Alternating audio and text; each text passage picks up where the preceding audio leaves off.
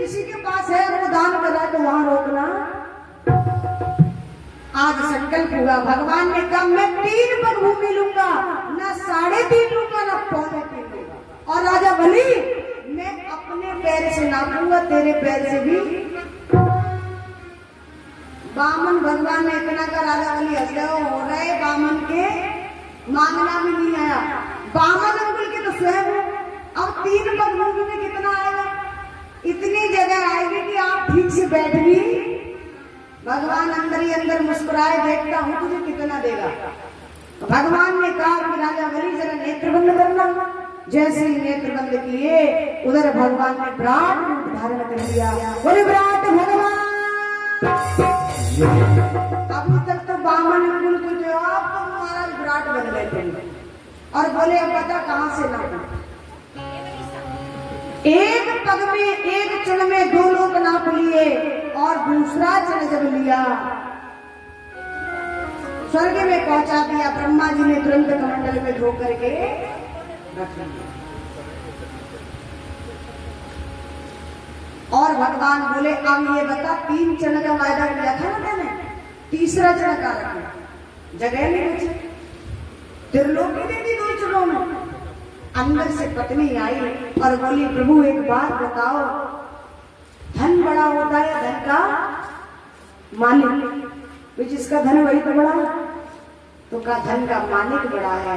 कहा तीसरा चरण मेरे पति के सिर पर रख दो, अपना तीसरा चरण भी पूरा।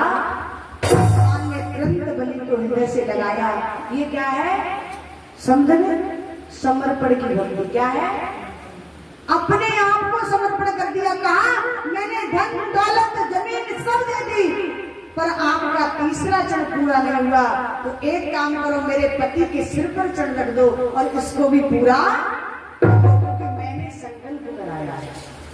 ऐसा समर्पण भगवान के प्रति होना चाहिए। भगवान गदगद हो गए और बोले हे राजा बलि, अब मैं तेरे से इतना प्रसन्न हूं कि अगर तुझे त्रिलोकी वापस चाहिए ना तो मैं दे दूंगा, ले लो। भगवान से कहा नहीं प्रभु, आपने दिया, आपने ले लिया, मैं ना कुछ लेकर आया और ना कुछ लेकर जाऊंगा। भगवान ने कहा कि कोई इच्छा हो तो बताओ। बोले एक इच्छा है प्रभु, जब मैं अपने महलों से निकलूं तो अब आपके दर्शन हो, और जब अंदर प्रवेश करूं तो भगवान बोले इसका मतलब तो चपरासी की नौकरी दे दी। भाई चपरासी का काम क्या होता है? दरवाजे पे खड़े रहने का। उसको पता है कब मालिक आ रहा है और कब का, यही इच्छा। अब ध्यान देना, समर्पण की भक्ति में इतनी ताकत थी कि राजा बलि के यहाँ मेरे नारायण प्रभु ने वर्षों तक चपरासी की नौकरी की थी। नौकर बन करके रहे थे दरवाजे पर। लक्ष्मी मैया घबराने लगी कि मेरे पति चपरासी की नौकरी कर रहे हैं, वैकुंठ में गए नहीं। उधर मैया को परेशानी होने लगी। आज मैया स्वयं वैकुंठ से चलकर आई और राजा बलि के हाथ में एक रक्षा सूत्र बांधा, धागा, और धागा बांध कर रक्षा सूत्र सीधू कहते हैं कलामे को। ये जो कलामा होता है ना, इसका भी विधान है कितना बांधना चाहिए। कई लोग इतना थोड़ा, बस इतना थोड़ा और यहाँ बांध नहीं, रक्षा सूत्र है ये।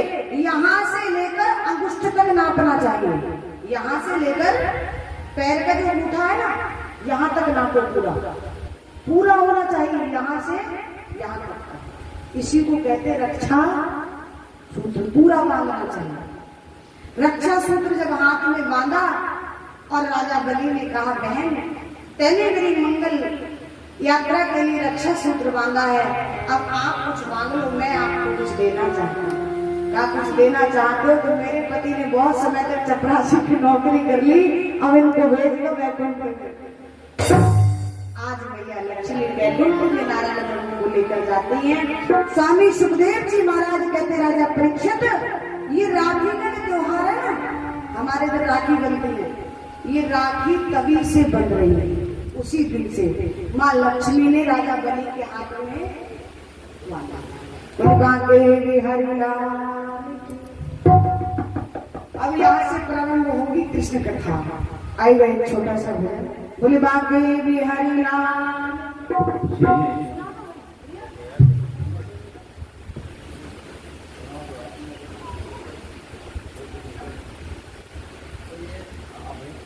बोले कृष्ण कन्हैया लाल की।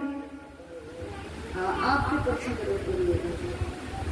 वैसे पर्ची पूरी करती तो नहीं हूँ, पर आप लोग बड़े अच्छे हैं इसलिए कर देते।